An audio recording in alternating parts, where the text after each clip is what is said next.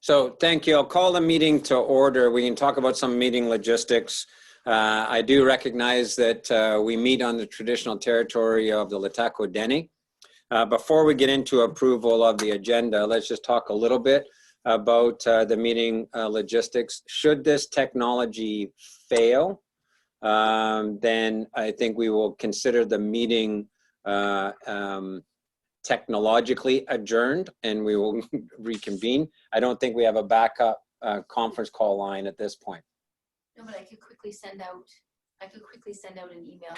With a conference call line? So we just take like a 5-minute recess. Okay, so let's assume that if for some reason this technology fails, it would be a 5-minute recess. You will all get a conference call dial-in line and we'll just have to switch to an audio call. As you're all aware, we're not the only organization learning to use this technology, and bandwidth is becoming a problem. So one of the alternates, if we do get into a situation where bandwidth is a problem and we're beginning to see that, we'll get you to turn your videos off and we'll turn this into an audio conference as well.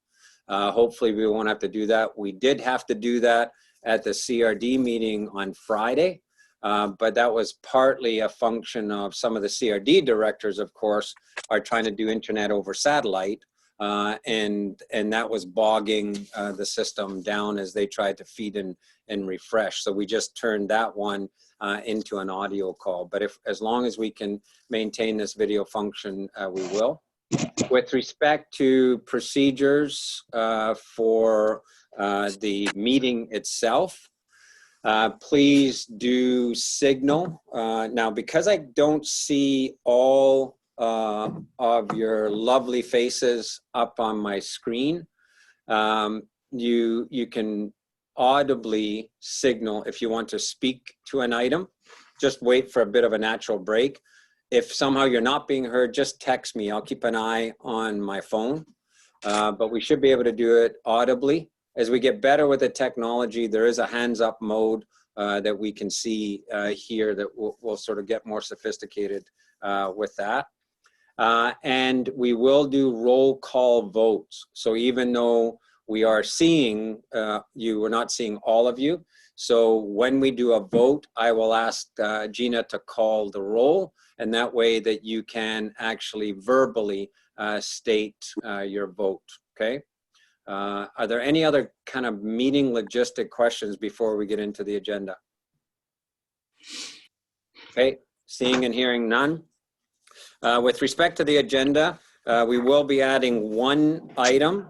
It'll be Council Report J1, and it will be a verbal COVID-19 response update.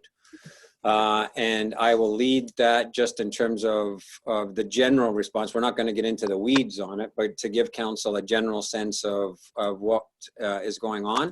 And I've asked the city manager to just speak to what our corporate response is. So we'll do that as an additional item, J1. With that, can I have a motion to approve the agenda? Councillor Runge, Councillor Vic, second. All in favor, we'll do the roll. Okay, so Mayor Simpson? Yes. Councillor Elliott? Yes. Councillor Vic? Yes. Councillor Paul? Yes. Councillor Rudenberg? Yes. Councillor Runge? Yes. Councillor Goulet? Yes. Thank you. And then with respect to adopting the regular minutes, we do have to keep these two separate. One was a public hearing and one was a regular council meeting. So adopting the public hearing minutes of March. Councilor Paul. I'm moving. Okay, thank you. I'll second. Okay, so just in terms of a procedural piece, just wait until I ask for a mover and seconder, and that way we don't get the kind of jumping around that we see on our end, if you could. So Councillor Paul and Councillor Goulet move in second, and again, roll call vote. Mayor Simpson? Yes? Councillor Elliott? Yes. Councillor Vic? Yes. Paul? Yes. Councillor Rudenberg? Yes. Councillor Runge? Yes. Councillor Goulet, Yes. And you should know this is probably going to be a record for how many times the mayor actually votes on anything in meetings, because usually the chair or the mayor gets a pass. So with respect to adopting the regular council meeting minutes of March the 3rd, can I have someone move that?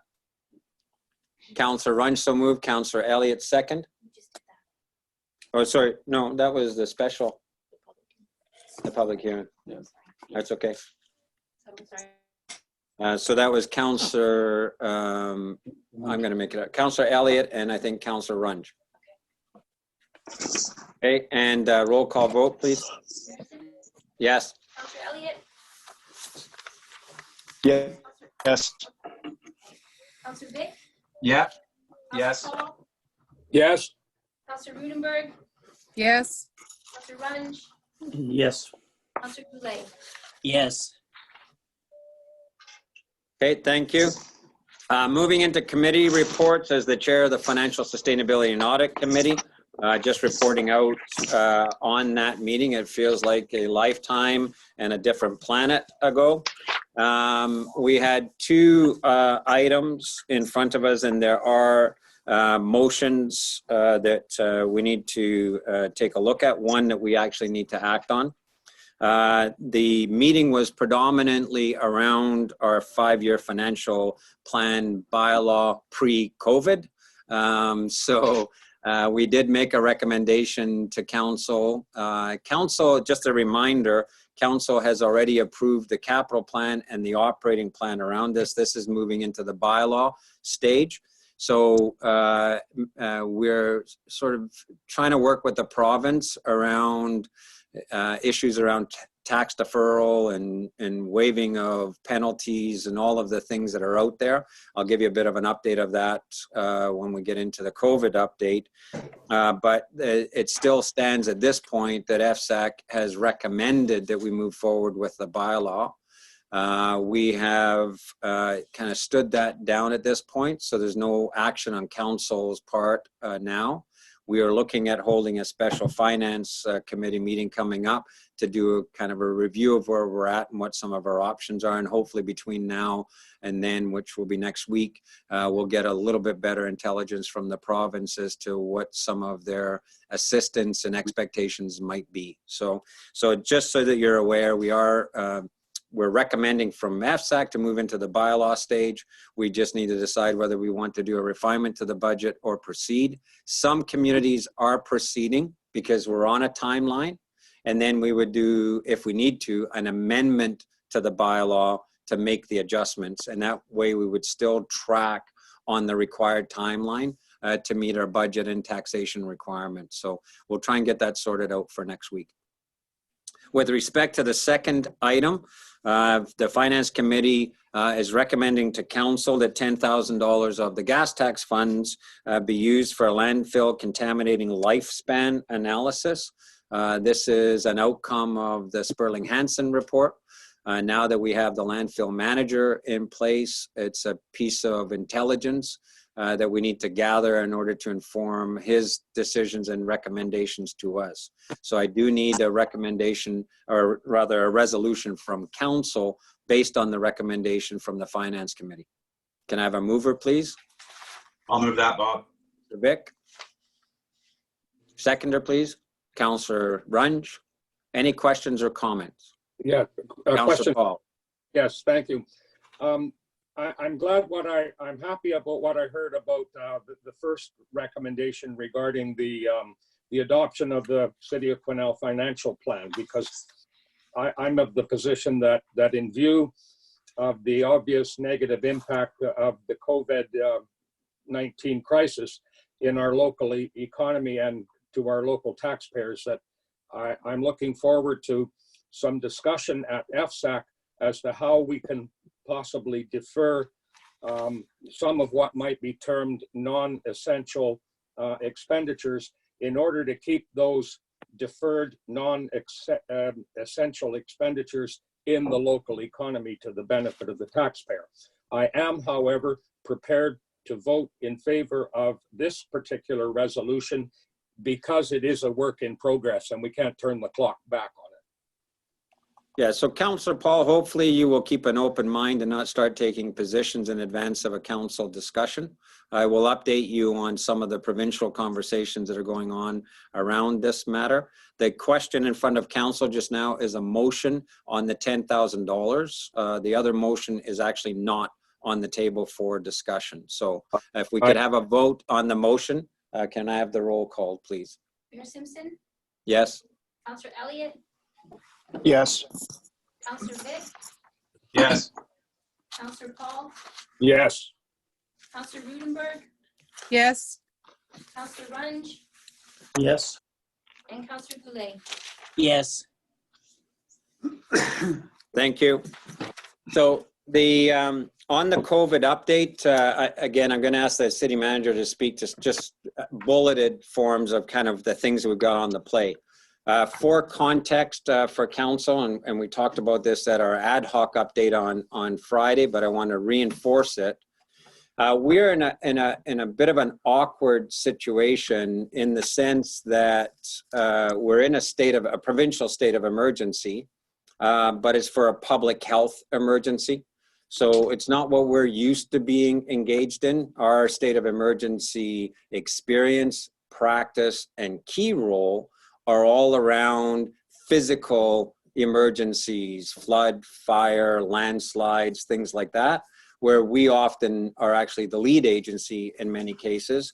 And we have tools through the emergency management system, our emergency social services, our ability to deploy resources, all of those things.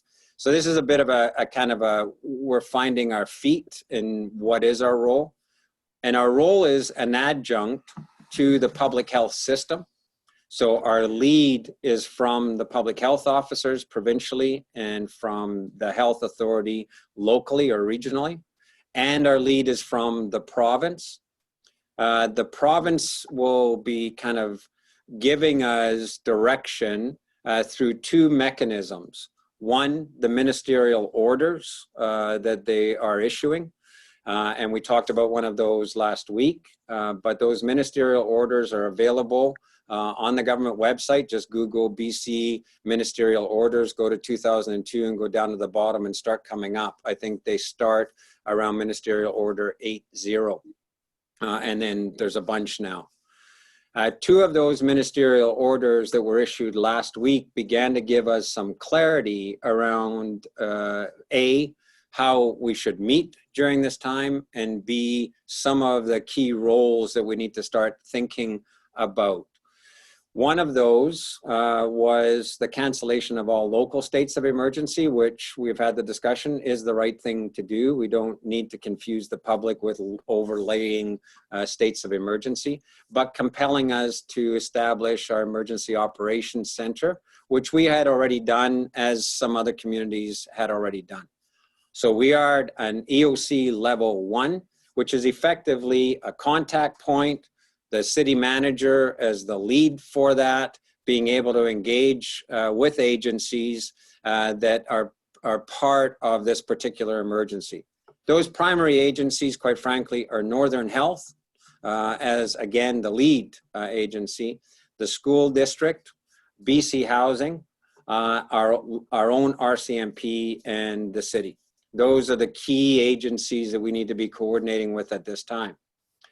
As the situation evolves, and because of the ministerial order, we have to delve into some areas like looking at adjunct health facilities. And if you're listening to the news down south, they are looking at taking some public facilities and turning them into health facilities, or advancing the inland hospital to update it so that it can be operationalized.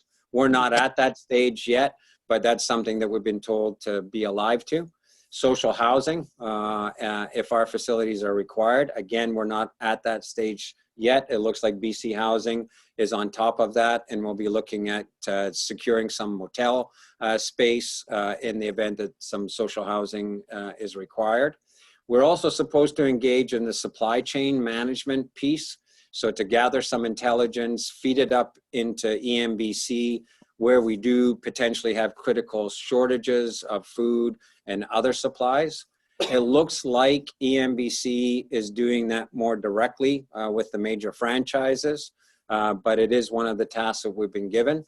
And then another area on the social services side is the food distribution service, and we're still unclear what that looks like, but it's basically to backstop things like food banks and things like places where people could normally grab a meal. So that remains unclear to us. We're trying to sort that out. So that's kind of areas outside of our domain that we've been asked to start playing a bit of a role in. The one inside of our domain is we've been enabled that our bylaw officers have been equipped and sanctioned to deal with the public health orders if there's any non-compliance. We're getting updates from bylaw on a daily basis, and we had a conversation with the RCMP. As a community, we're pretty much, with very, very few exceptions, in full compliance at the business level, and people socially isolating and trying to remain at home as much as possible. We do have some pockets of areas, so the Riverfront Trail, if it's sunny, gets a bit busy, and bylaw, we're down there just reminding some people gently about social distancing. But I did a walkabout today downtown and drove around the town, and I think we're in compliance. So we'll keep kind of tracking forward on what our supportive role is. But again, for council's edification, we're not the lead agency in here as we would be in a fire or as we would be in a flood or whatever the case may be. So we're just responding to calls as needed. On the political side, we have very solid access to the province at the ministerial level, at the senior bureaucracy level, and even to the point on Monday, I was on a conference call with the Premier and a few of the key northern mayors, so that the Premier was getting direct information from our region about what's going on and where some of the areas and gaps are. It's within that context that, to Councillor Paul's point earlier on, we did have a conversation about the whole issue of a community level response. So we currently, when the government makes decisions on transit, that's a loss of revenue to us. When they make a decision on closing casinos, that's a loss of revenue to us. Our airport's not operating at full level. Rocky Mountain train isn't coming in. We had to cancel Minerals North. So we're accruing all of that information and feeding it into the province. They also know that we need clarity on whether or not we will be equipped to defer taxes. And that's problematic. We've got reserves, so as a community, we would be able to cover off not collecting our taxes in July, but there are many communities that would not have that financial capability. So if there's a directive to defer taxes, there's a lot of communities that would basically have to shut down all of their public services because they couldn't pay people and they couldn't keep equipment running. So that, again, the province has indicated through Minister Robinson, Minister of Municipal Affairs and Housing, that they're working with finance to try and figure out what the issues are and come with an appropriate package to support us if necessary. But sitting on top of that, and I think it's a conversation we need to have at finance, is we need to really be strategic about where the pain is going to be in our community. And one of the tasks that we've got with the business community through our RecDev function that the city manager will talk about, we're also going to do on the social services side, is really understanding where the federal and provincial programs are coming in and backfilling business losses, helping businesses through this time, helping renters through this time, helping employees through this time. If you look at people on disability, fixed income pensions, income assistance, they're actually getting top-ups or double-ups on HST, GST, the carbon tax, etc. So for us to really understand where we need to come in with any kind of flexibility we have in our tax regime, we really need to understand where the real pain is in the community, because we could add insult to injury if we start cutting programs, if we start laying people off because we're giving a whole bunch of tax relief, when many people in the community are being made whole by federal and provincial programs. So that's why the conversation at finance has to be a pretty sophisticated conversation, not a knee-jerk one that somehow we have to cut our taxes. Because make no mistake, we cut taxes or we don't cover what we believe is necessary to run the city. You are talking about program cuts, you're talking about job cuts. That's the only option that you've got, right? Most of what people consider the, the added value things are either from reserves that are specifically collected for that purpose, or from grants. There's not a lot of our general revenue that's going into some of those things. So that's just to say that we are talking to the province about where they're going to come in, but our finance committee and the work this council has to do has to be sophisticated and nuanced and not knee-jerk. And we've got the time to do that because our taxes don't apply until July 1st, okay? So I'm going to ask the city manager to kind of give an update from the corporate side on some of the things that we're doing. Thank you, Mr. Mayor. So council, we did engage our Emergency Operations Center on March 24th. That was the date of initiation at a level 1, as the mayor said, and that is in support of public health. And I want to reiterate what the mayor said, which is that this is pandemic response is led by public health and Northern Health. It is not a city emergency, but we activated the EOC in support of that.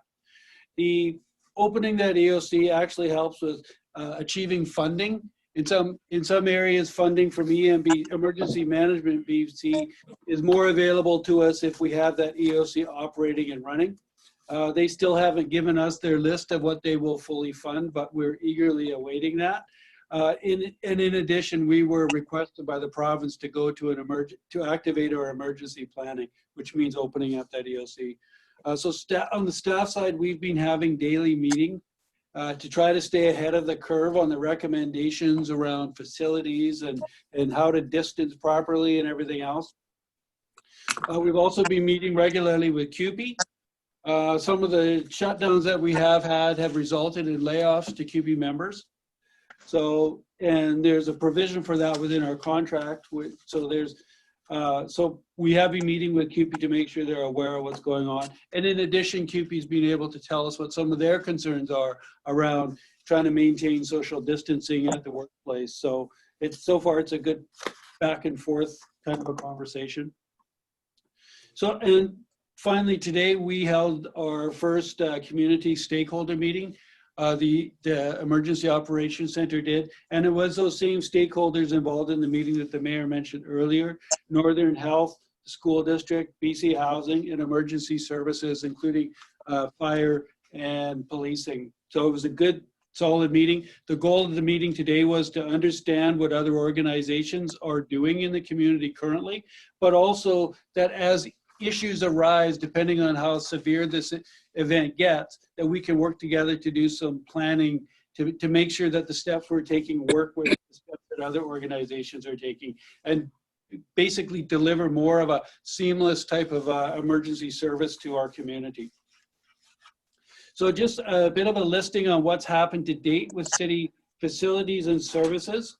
So far to date, the facilities closed are in, I'm sorry, this is a bit repetitive. You've probably seen all the press releases, but closed are the Arts and Rec Center, the museum, which of course, as you know, was already just on a winter schedule, but it has been closed. All playgrounds, the skate park, the dog park, tennis courts and pickleball courts. The arenas have been closed.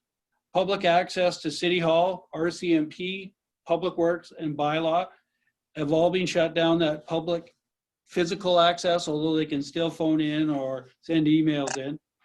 And as well, we have decreased landfill hours due to manning issues. In addition to kind of adjunct facilities that aren't ours, but they're operated by other groups, are the soccer facility and the reuse center have both closed as well. Essential services maintained. Of course, our key services: potable water, sanitary sewer, storm sewer. Those are all fully functional. Street maintenance and riverwalk maintenance. The public washrooms, downtown and on the trails. These have been maintained. And we've actually gone through an accelerated cleaning schedule on these to try to make them as safe as possible. And it actually was interesting because from a public health perspective, that agency views it highly important that we try to maintain services for homeless folks and such, that they do have somewhere where they can use washrooms.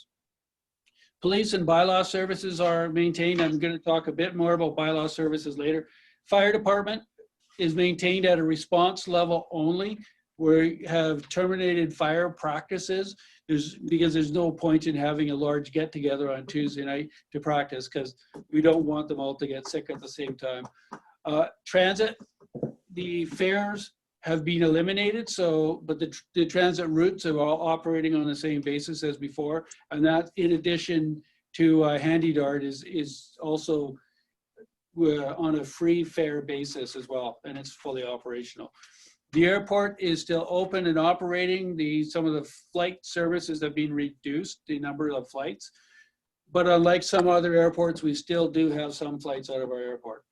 The development services is open, and that is by appointment only though.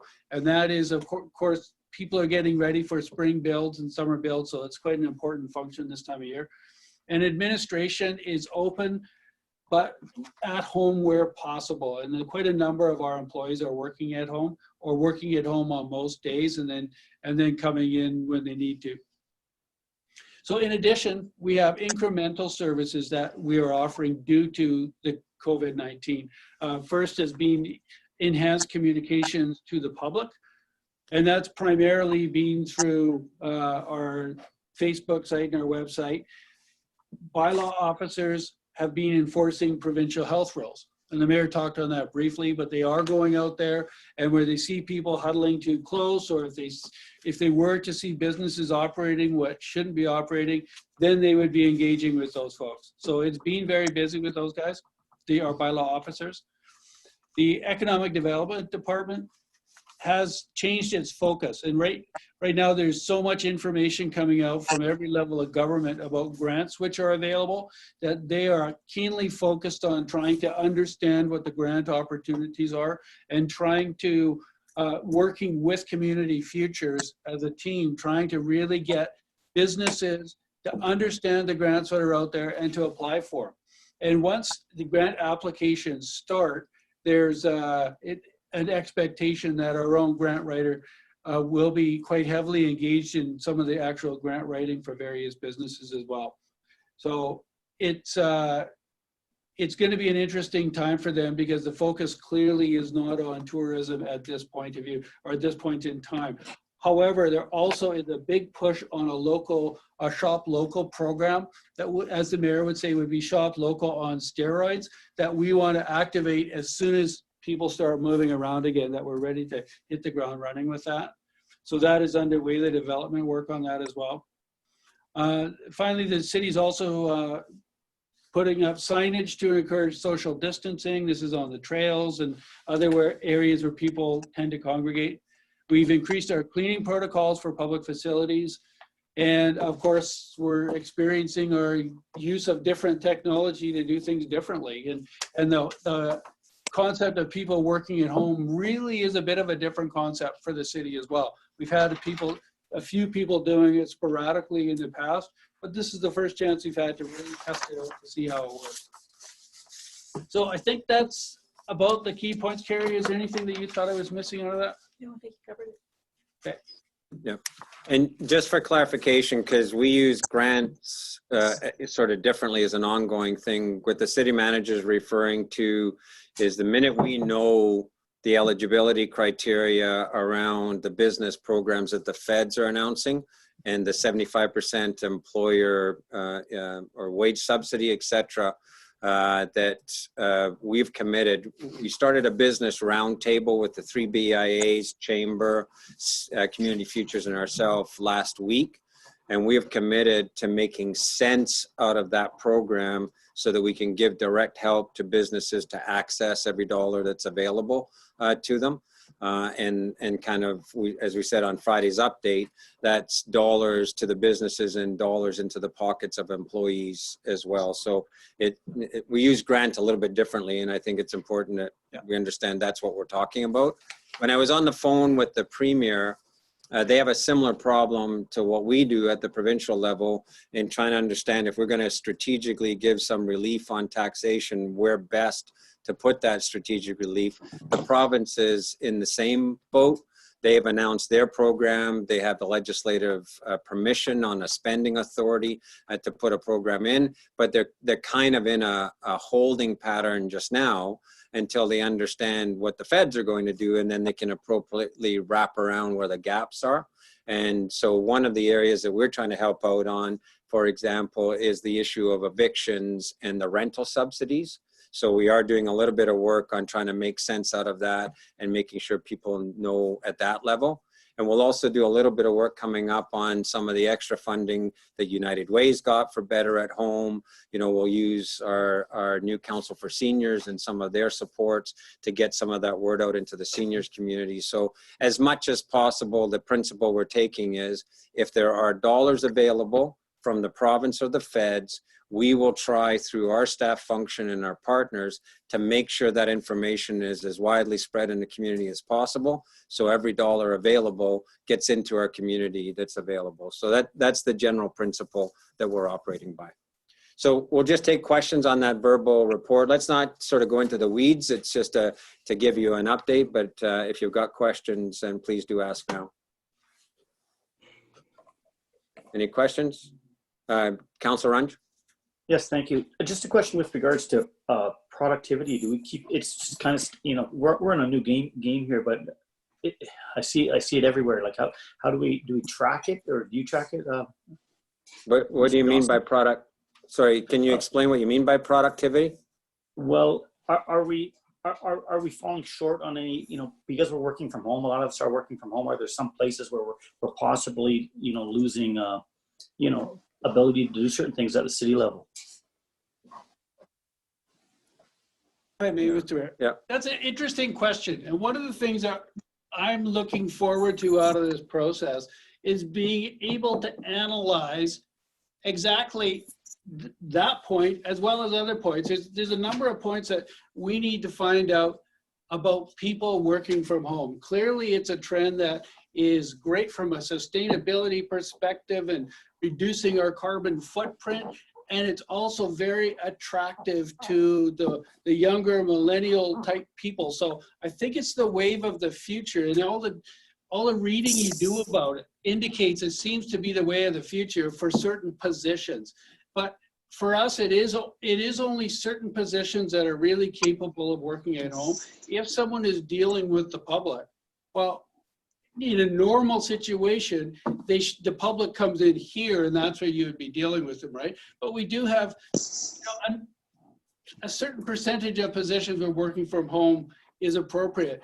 As far as analyzing whether we're getting full productivity out of it, I can't answer that question fully. I know that every time I've called someone who's been working from home, they've answered the phone and they've been working, and when I expected work to be done, I got what I expected out of it. Are they busy every minute of the day, head down? Head down working? I can't answer that question, but I know we have some top-notch people working for us who want to be here, who are challenged and have challenging jobs and are trying to get stuff done. So I can't imagine that we have people taking advantage of it and slacking off.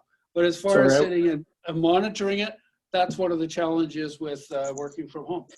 No, sorry, I wasn't talking about the monitoring. I was just with regards to us being able to do what we need to at the city. Sorry, it wasn't with regards to our employees at all. Yeah, so there's a couple of things, Councillor Runge. One, a lot of our services are still our services. So the same mechanisms that, you know, is the garbage getting picked up, you know, or the streets being cleaned, things like that. So from that public works perspective and from a project perspective, the metrics are identical, regardless of the circumstance. I think to the city manager's point, you know, I don't think that any, You know, anybody who's supervising staff who are working at home will know very quickly if balls are being dropped. And right now the phone call would be, are you healthy? Not are you productive, right? So we would be phoning to check in to make sure that people are still remaining healthy. But certainly from my perspective, because I engage with staff on a regular basis, if I need something in a timely manner, it's coming at me. And if anything, they're still working me to the bone on stuff that I need to deliver on. So they're making sure I stay productive. So I think we're okay there. But to the city manager's point, I mean, in a previous life, this is some of the work that I did, you know, as an HR specialist. And there's an argument to be made on the productivity side that there's a lot of loss of productivity when people are in common workspaces and chatting a lot. And so I think it kind of cuts both ways. But I think your point is taken that I don't think we're seeing any drop off on the public service delivery that we need to deliver on. We're still tracking, right? Thank you. Any other questions or comments? Councillor Elliott? I can't see Councillor Elliott and Councillor Goulet with your backgrounds and your blue shirts or whatever you're wearing. You know, other than the beard, Scott, it's kind of scary from our end. Go ahead, Scott. Well, I apologize for scaring you. I'll think about that next time. I'll try and wear something different. Yeah, we're pink or So something. just to, done deal. Just a couple of things. Thanks for the updates on everything. I think it's extremely important as we're trying to message these things out to the community as well.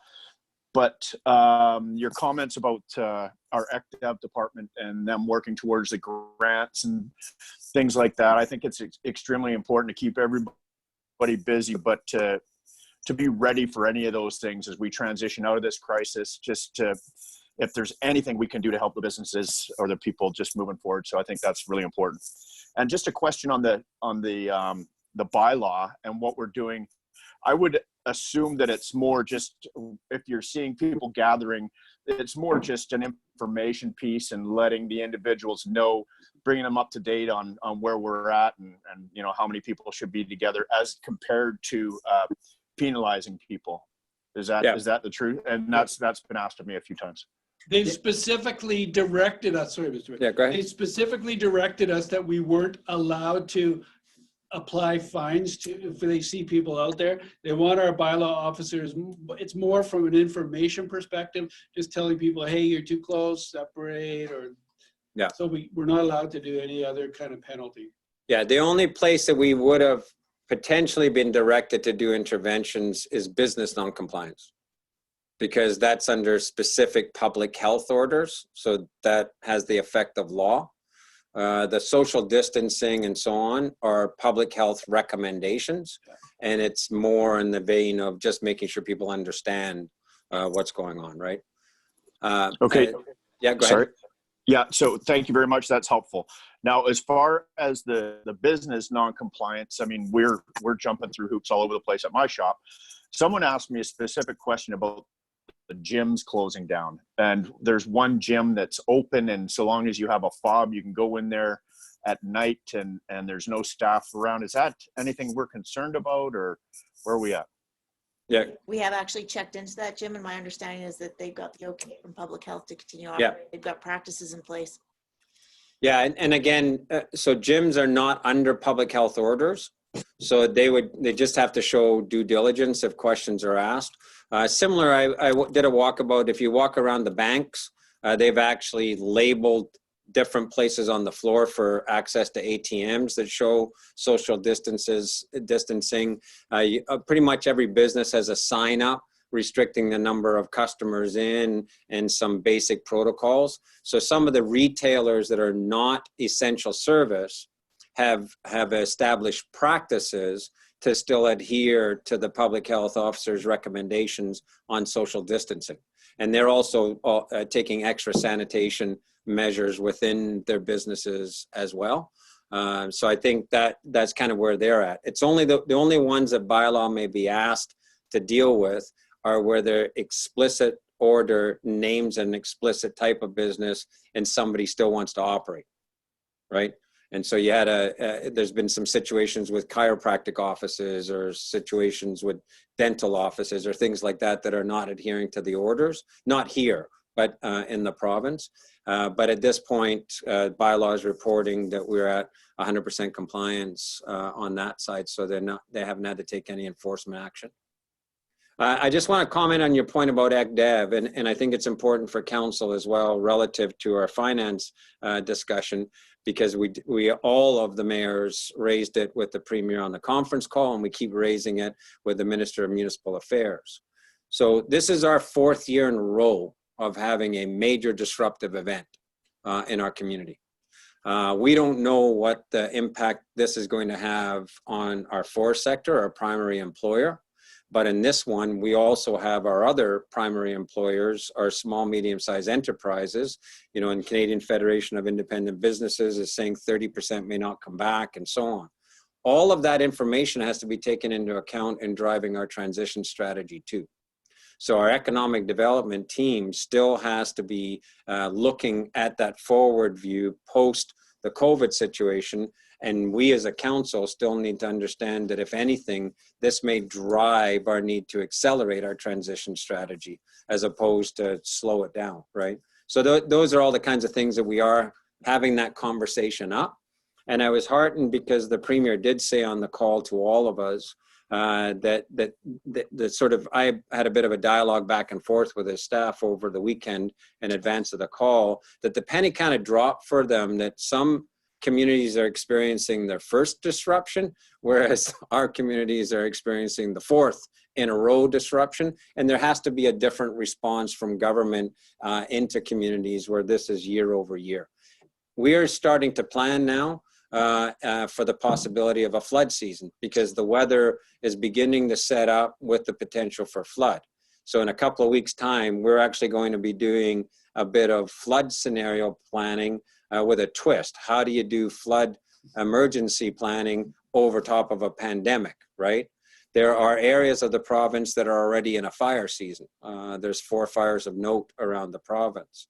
So I think those kinds of markers are causing the province to understand that, you know, some of the tools they have are also to help us drive our transition strategies, and our ECDEV department needs to be able to switch over to that as quickly as possible once we're out of this situation.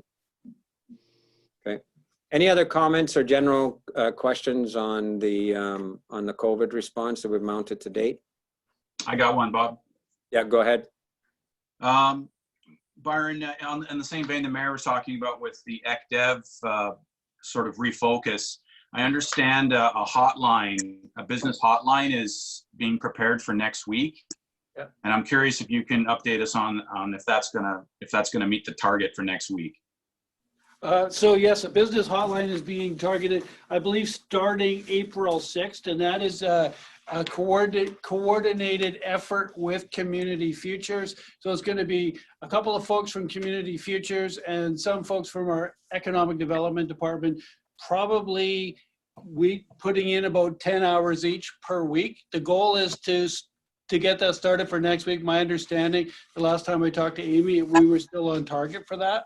And the reason we were holding off and waiting till next week is that's when some of the subsidies or grants or funding envelopes actually start to open up for application.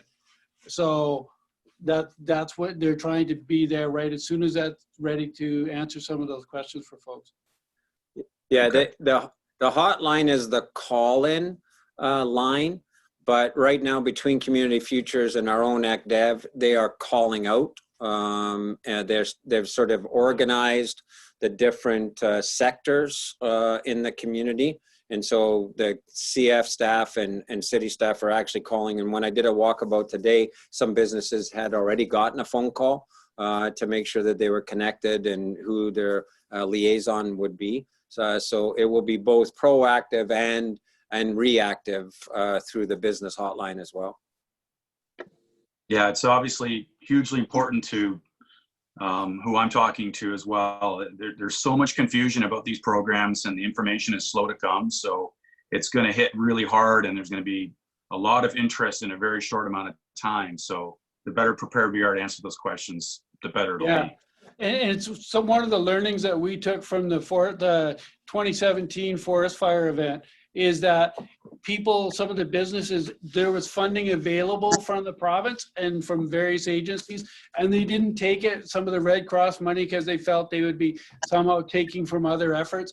They need to get past that. And when money is available, they need to be applying for it, bringing that funding back into the community, right? Yeah, 100%. Thank you. And I think for everybody, for council, and Councillor Vic and I had a conversation about this today. The reason we set the time frame for April 6th to go live on the hotline is we don't know anything about these programs because they haven't been announced. So the sort of general theme of the programs is out there, but we don't know eligibility, we don't know caps, we don't know application process, all that stuff. So we can't really engage with the business community, you know, on a two-way street until the federal government actually gives clarity to the program. I just heard on the news on the way here that apparently the finance minister, federal finance minister, is going to bring some of those details to the conference call, to their conference tomorrow. So if that's the case, then we'll have a few days to try and understand what's going on, and then our hotline will go live. Okay. Anything else? Okay, we'll move on. That was just a verbal update, no vote required. So moving into staff reports. This is the ratification of an e-vote for the airport lease. So all of you have had access to the report. This is a pro forma because it was voted unanimously by council. But the recommendation, council enter into a 5-year lease with the Ministry of Forest, Lands, Natural Resource Operations and Rural Development for approximately 1 hectare of land at the Quesnel Regional Airport, and that the mayor and corporate administrator be authorized to execute such documentation as required. And you know, this is for an expansion of their fire base at the Quesnel Airport to enable some more helicopter capacity there. So somebody's thumping. Is there a woodpecker Sorry. in the room?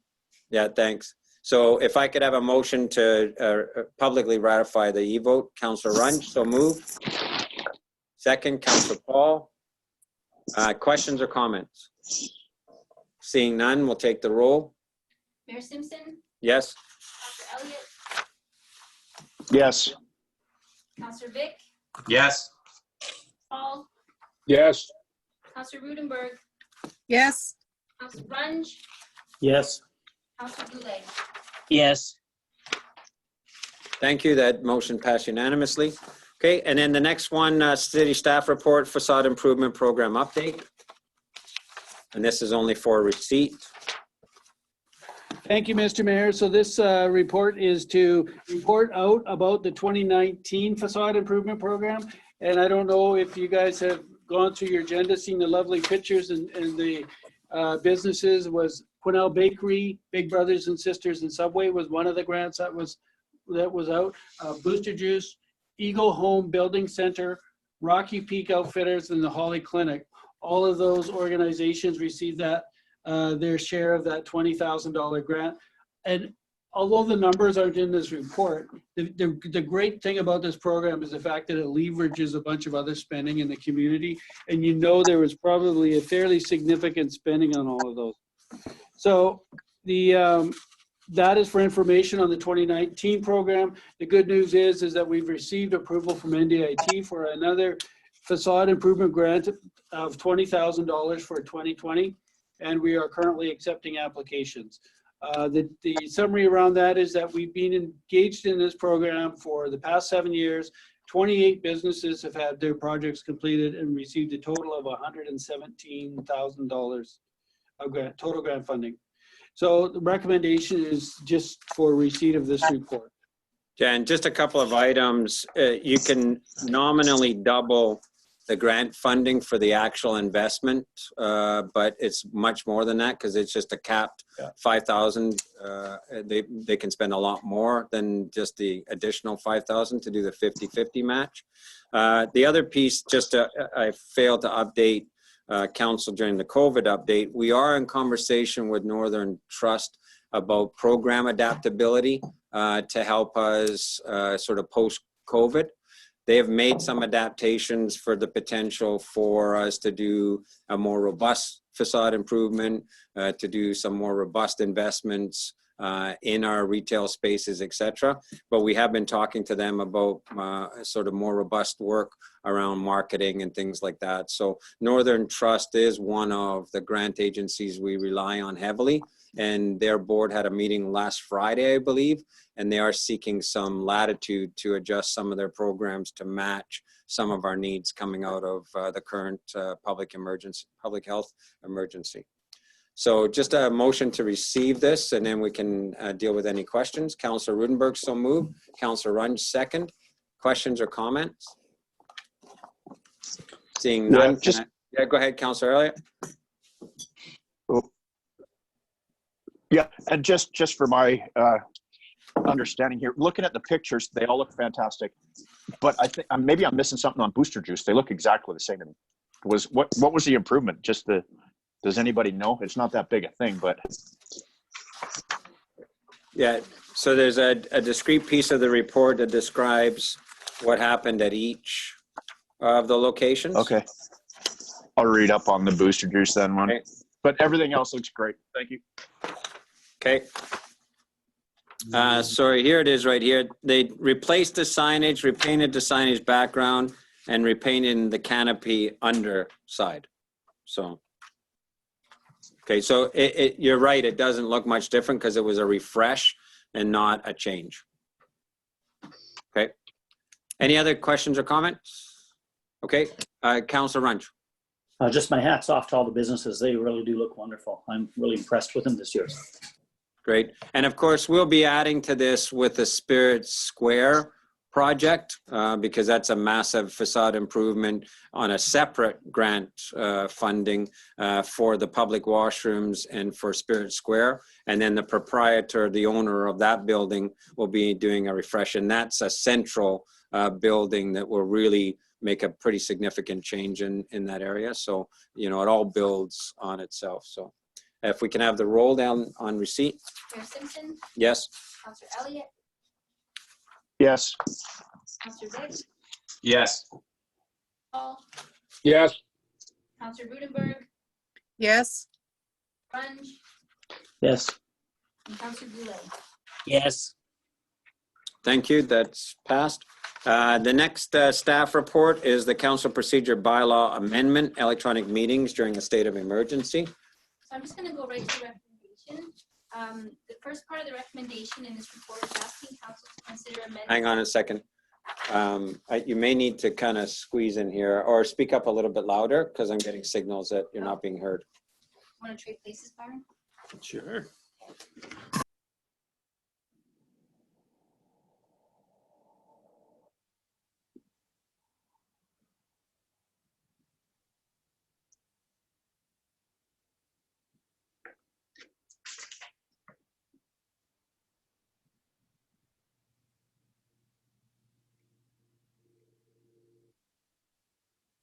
Can you hear Okay, us? can you hear us now? Oh, got that. Yeah. Now. Okay. Okay, how do Okay. you vote? So I'm just going to go to the first part of the recommendation in this report, which is asking council to consider amending section 8 of the council procedure bylaw that deals with electronic meetings during a provincial and/or local state of emergency to 1, allow for the presiding member to chair the meeting electronically, and 2, to allow for all of council members to attend and participate electronically. And then the second part of the recommendation in this report is asking council to consider alternate means of advertising the proposed bylaw amendments by way of the city's website, social media channels, and the city's public posting areas in order to expedite the bylaw readings during the COVID-19 pandemic. Okay. So this is just basically an adjustment. We were on this process, and I think most councils are going to have to end up doing this. But the ministerial order that was issued effectively allowed us to do what we're doing, but our council procedures bylaw would not have.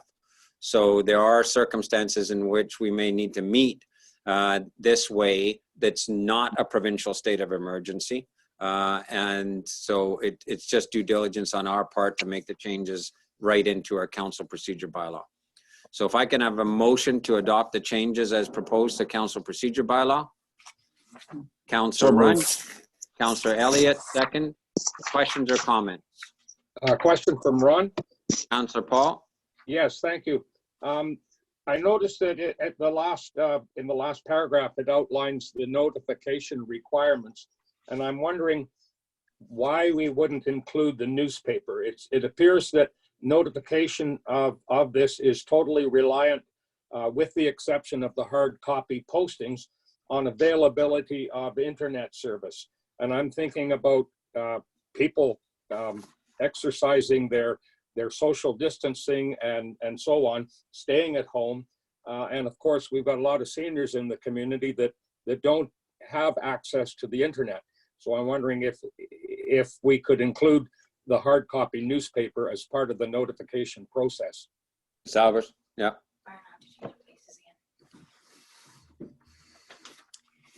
Thank you, Mayor. So right now, the newspaper is only offering one newspaper a week. So it would slow down the regular notification process where you are supposed to advertise once for 2 consecutive weeks in the newspaper. And due to the extraordinary circumstances, we just felt that it would be best recommended to expedite the process. Yeah, and there are also some potential circumstances where the paper may not be published during an emergency if we've got an evacuation, like what happened in Williams Lake or 100 Mile House. So as much as possible, we'll do our normal practice for public hearings and so on, where we have the newspaper as one of our ways of disseminating information. But in states of emergency, we can't guarantee that it will be there or that it will be the timeliness that we need. Okay. Just as a supplemental to that, and I understand exactly what you're saying, but I don't think it would hurt just to put something in the paper, even if it's an editorial column, just to get the word into the paper, and I'll leave it at that.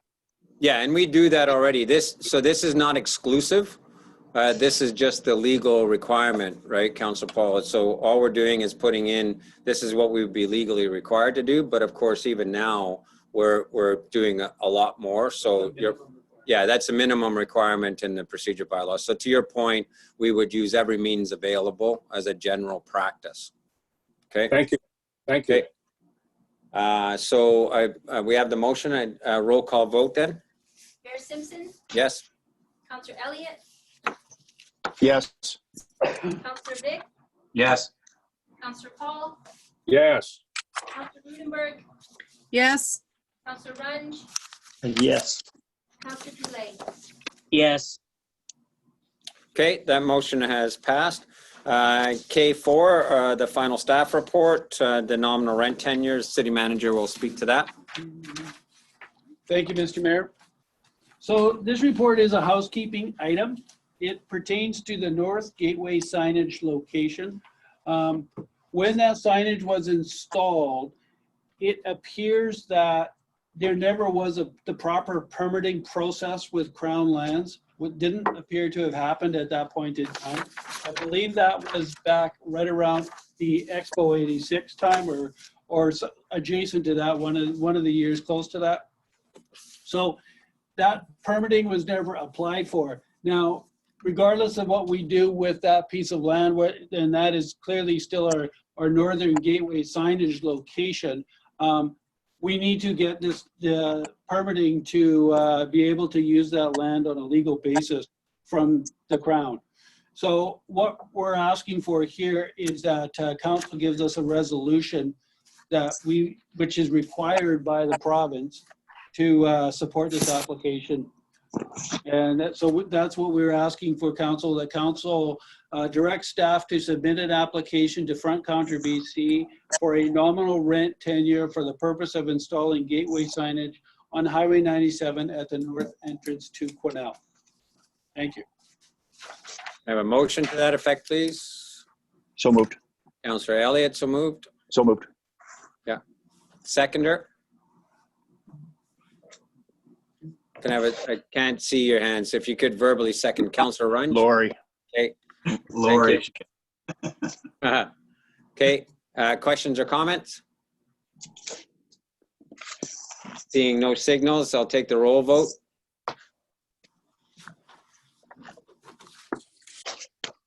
Yes. Counselor Elliott, Yes. Vic, Yes. Counselor Paul, Negative? Counselor Berg, Yes. Counselor Runge, Yes. Blake, Yes. Okay, that motion has passed. Okay, and then moving on to bylaws. Hello, Mr. Mayor. Yes? I have the option, I believe, to outline my reasons as to why I voted in the negative. Do I? Yes, briefly, please. You should have stated as such during the open session. The recording of a vote is only you don't shorten the dialogue in order to make your point, right? So please, the practice should be when I ask for any comments or anything that individuals want to ask for questions for clarification, it should be done in the normal dialogue and debate period. Once we go to the vote, technically, the only thing you should be doing, Councillor Paul, is asking for your vote to be recorded in the negative. So I'll give you some latitude just now, but please keep your comments brief. I will, and I do wish my vote to be recorded in the negative, and I'm simply voting in opposition because this resolution is an extension of the city's wayfinding signage strategy, which I voted against at the outset for two reasons. One, the approximate $1 million cost, and two, because it involves removing the gold pan from its longtime location.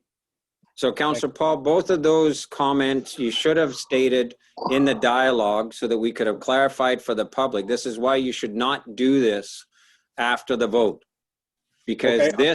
this motion would be required even if the gold pan was staying where it was and even if we were not doing the sign campaign. There was an oversight in the original use of that property that needs to be addressed. So your comments are actually not pertinent to the reason that this needs to be done. So we're moving on now. Bylaw 1886, City of Quesnel Zone Amendment Bylaw for 355 Vaughan Street, final adoption. And so for the public record, I have read and indicated that I read the public hearings because I wasn't in attendance. And so we do have to note that I therefore still have the right to vote on this. Okay, take the roll, please. Mayor Simpson, Yes? Counselor Elliott, Yes. Counselor Vic, Yes. Counselor Paul, Yes. Counselor Rudenberg, Yes. Counselor Runge, Yes. Counselor Boulay, Yes.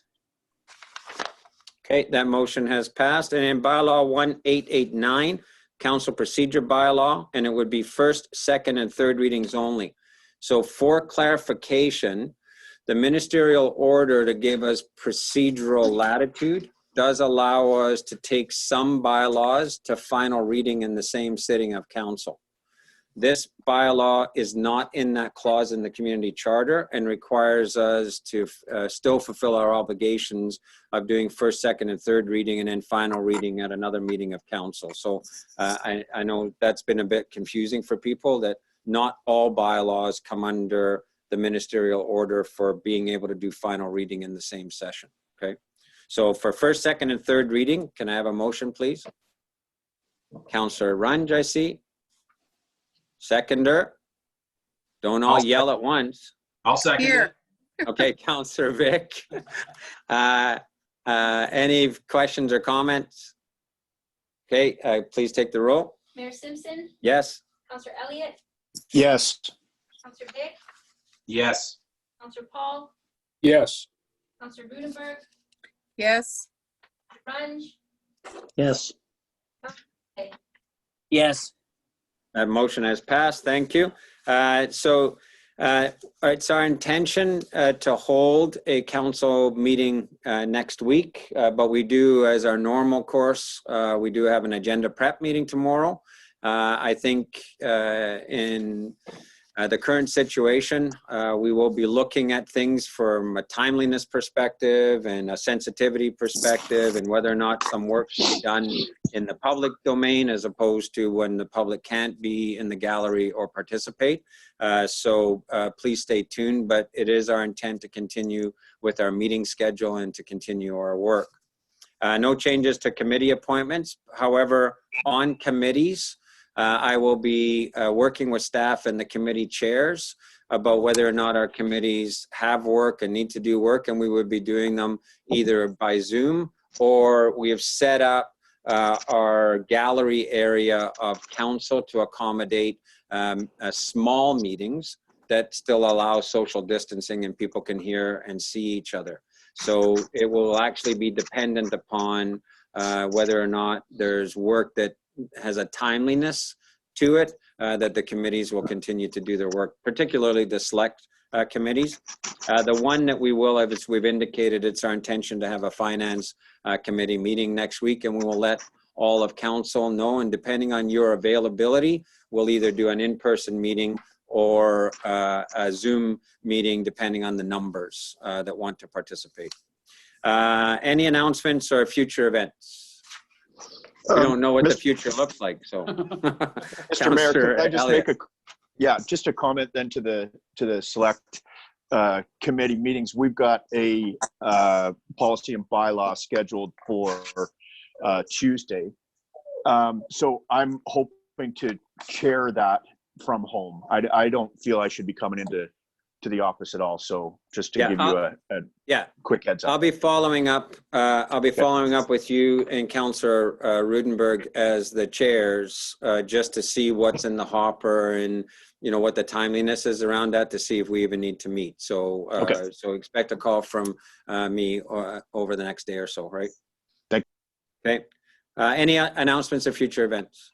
Yes, I've got not an announcement for a future event, but Mr. Mayor, I just want to take this opportunity to thank you for your diligent leadership through all of this. And I particularly want to thank you for checking in with me, because as some of you know, I went through the worst cold episode of my entire life.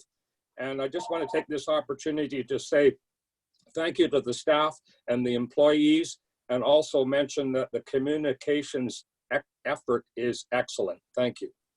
Thank you, Councillor Paul. And are you feeling kind of 100% again, or? 98%. 98, okay. That's better than some of us feel on a regular basis, so. Thank you.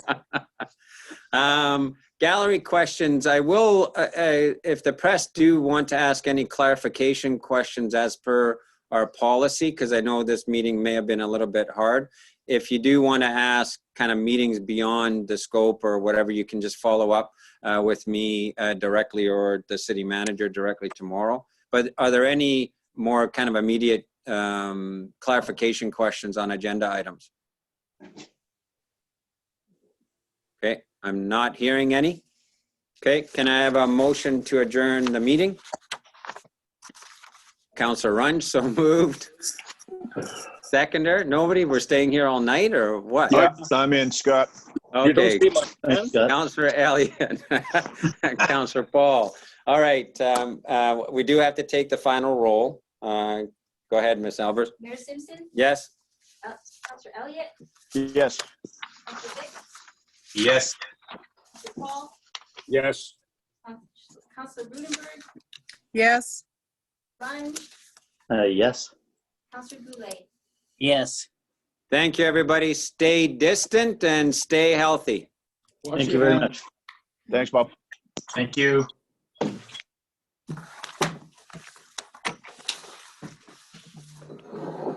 You got a pop-up screen there. There you go. Yeah.